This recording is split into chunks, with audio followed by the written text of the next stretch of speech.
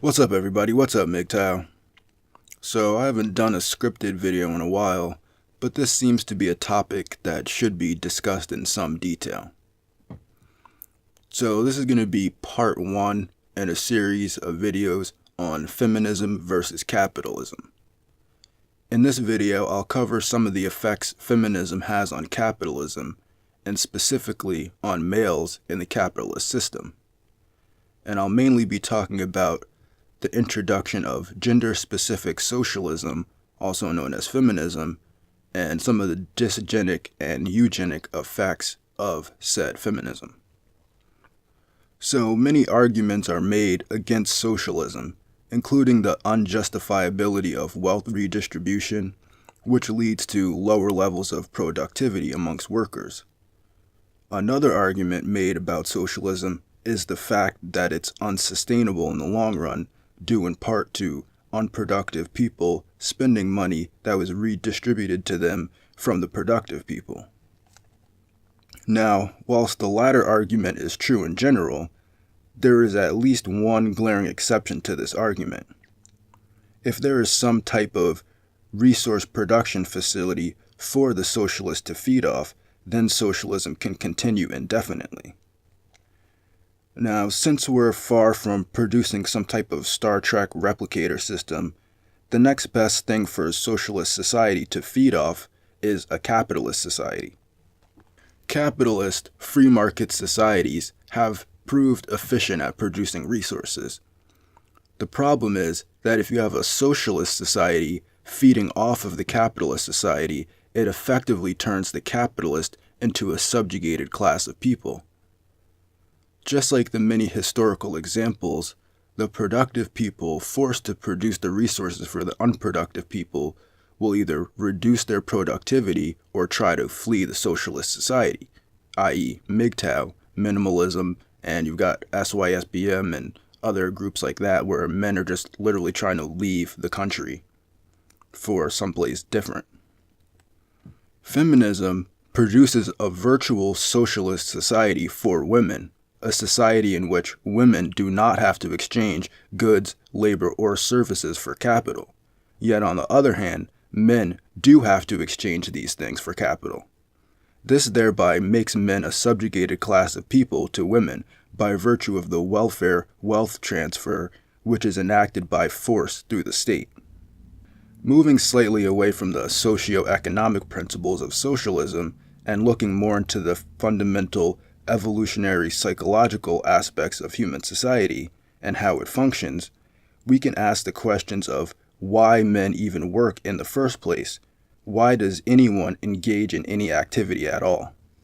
For the most part, humans have built-in biological drives for food, water, rest, and self-preservation.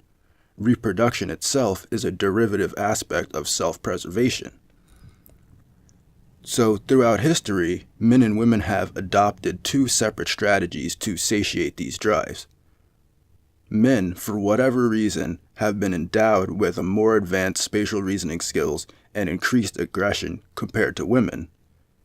And women, of course, have the gestational powers, which puts them at a physical disadvantage to men, but also creates a demand for the gestation.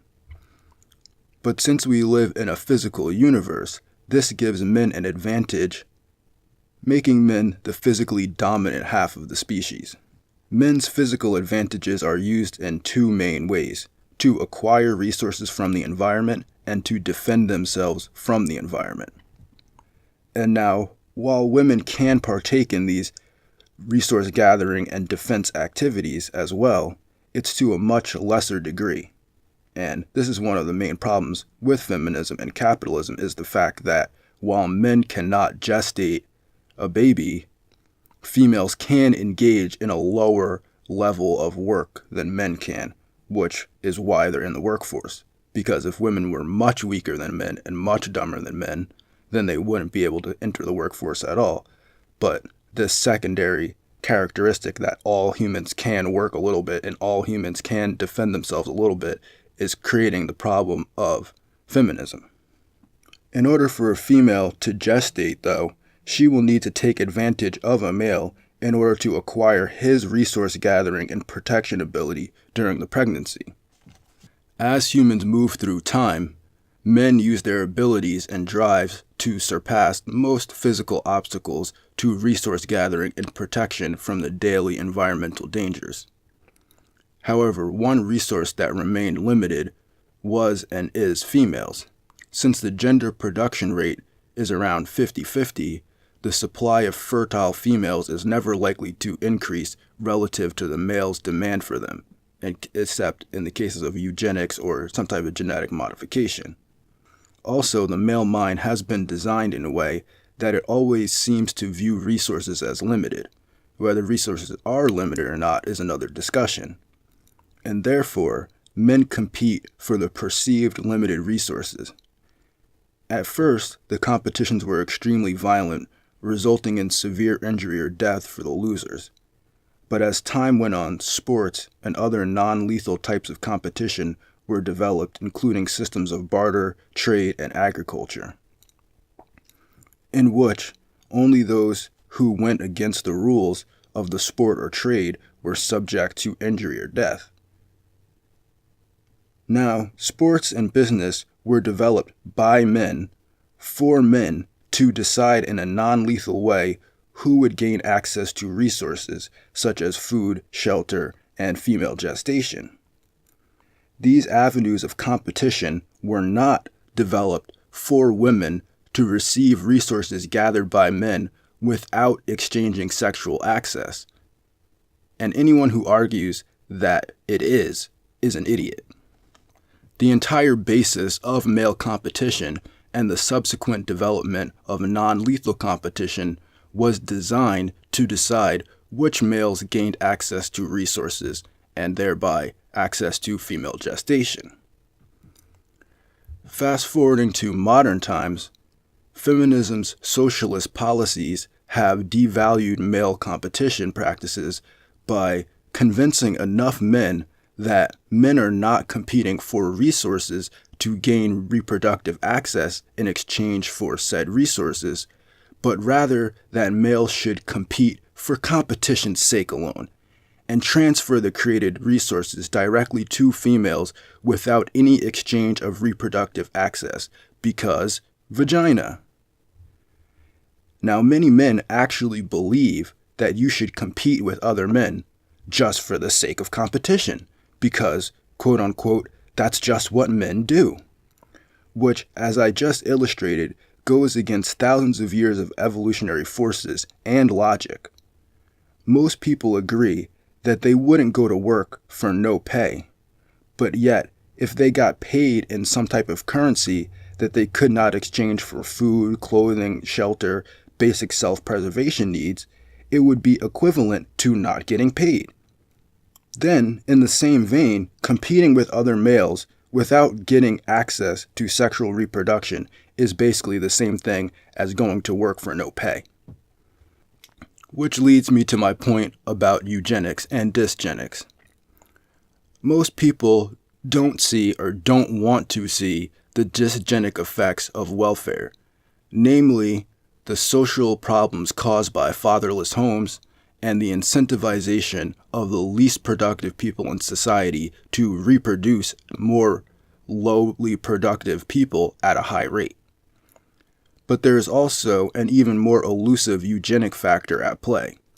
By providing mostly male-produced resources to women by force without expecting an exchange of reproductive access, gives productive males at the lower end of the financial hierarchy a zero value of exchange.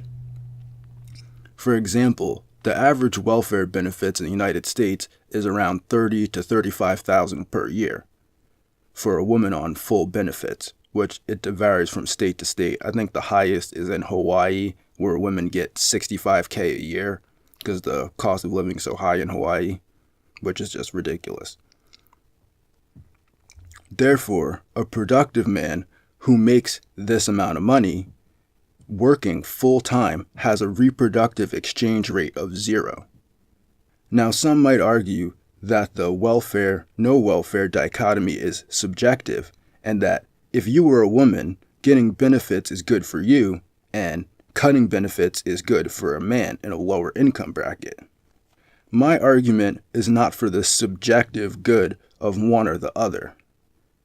It is commonly recognized that the use of force against a non-aggressive party is considered wrong, and almost all crimes in our society in the United States are based on the fact that somebody's using unjustified force against a non-aggressive party. And in the case of welfare distribution, the use of force is not only taking property by force from one party, but it's also using force to attack the self-preservation of another party. While on the other hand, cutting welfare does not apply force to any party. So, by supporting welfare, you're supporting the use of force against men, which goes against the common conceptions of what a crime is in this society, and furthermore, is an attack on male self-preservation, while cutting welfare does not use force against women. However, more people support using force against men than not using force against women, which doesn't make any sense, because in any other context, the use of force is always unpreferable to the non-use of force. Moreover, the use of force against a non-aggressing party justifies that party to use defensive force against the aggressing party, thereby making an attack towards the agents or recipients of wealth redistribution justified. So in a sense, anybody that's having their money taken by force from the government or through the government and redistributed to women is justified in either attacking the government or the women that receive that wealth redistribution, which I'm not advocating for people to use force, but it is justified though.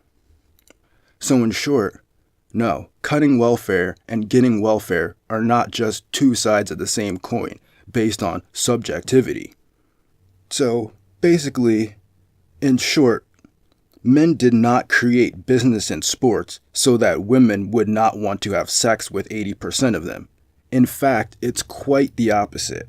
And with feminism denying basic biological functions of men and women, it's really no surprise that men have been convinced to allow women into the workforce and to create female-centric wealth redistribution programs because it plays into the male competitive imperative. And by eliminating part of the male population from the workforce and eliminating another portion of the male population through giving them an exchange rate of 0 due to welfare and wealth redistribution, people shouldn't really be sitting around wondering where Antifa comes from. So that's all I got for this one. Stay tuned for part 2 and have a good day and go MGTOW.